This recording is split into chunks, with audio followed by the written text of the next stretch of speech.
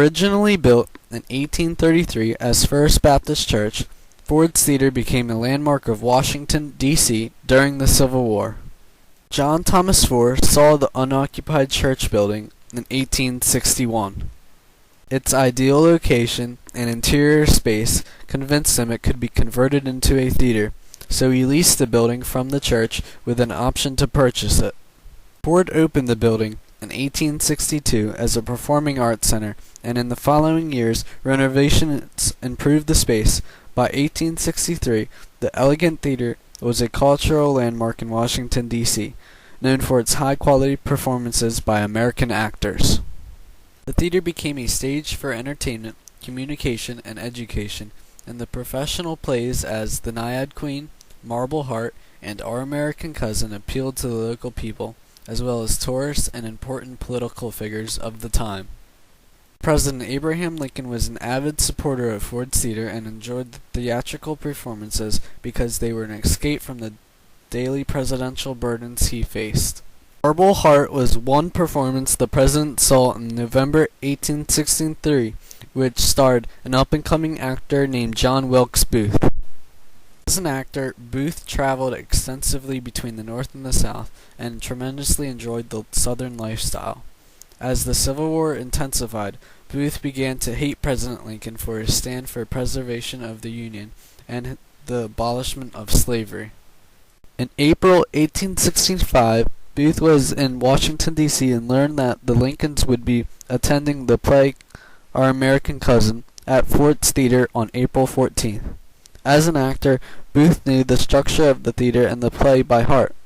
Booth viewed this as his opportunity to get rid of the president.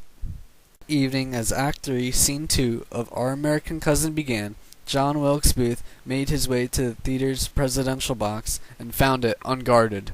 He stepped inside, took out a .44 caliber Derringer pistol, and waited for the actor's line that he knew would fill the theater with laughter. Around 10:15 p.m., Lincoln was shot in the head behind his left ear. Attempts were made to catch Booth, but he escaped through the theater's back door. Meanwhile, Dr. Charles Leal came to Lincoln's aid. Realizing Lincoln was mortally wounded, he organized the transport of Lincoln from the theater to the Peterson home across the street. Many people came and went through the house to pay their last respects to the dying president. At 7:22 a.m., April 15, 1865, President Abraham Lincoln was pronounced dead, and the manhunt for John Wilkes Booth began. After Lincoln's assassination, Ford attempted to reopen the theater, but threats to burn the building down if it was used again as a place of entertainment forced him to cancel all future productions. Eventually, the government purchased the structure from Ford initially for office space, and later in 1968 restored the building as a National Historic Site. Today, Ford's Theater continues its cultural heritage as an active theater by hosting plays as Parade, A Christmas Carol, Necessary Sacrifices, and 1776. The theater's presidential box, where Abraham Lincoln was assassinated, has been restored to that fateful night. The Ford's Theater complex includes Ford's Theater Museum, the Peterson House, and the Center for Education and Leadership.